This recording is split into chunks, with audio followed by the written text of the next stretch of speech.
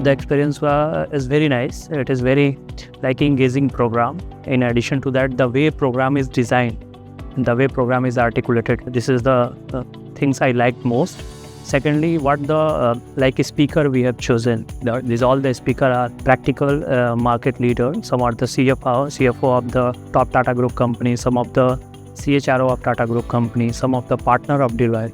They have a practical exposure. What the lectures or what the inputs they have given based on their practical exposure. So it's been an excellent program so far. The whole program is well curated and the topics are highly relevant. And the speakers are people who have got proven leadership skills and their insights are very helpful. And being in the office and working continuously, you don't get to know what is happening all around the world in the finance domain, in the IT space. So being in the program, it has enriched the knowledge with what is currently going in the market and how can we leverage from those emerging trends in our business to produce better results. I think this was very good. Oh, it's been wonderful. It's been a very enriching experience. There's been huge diversity in the number of speakers, industry veterans, subject matter experts. Participants have been extremely diverse. It's been very insightful discussions. I mean, it's a fantastic program organized for the upcoming next-gen CFOs. I like the program.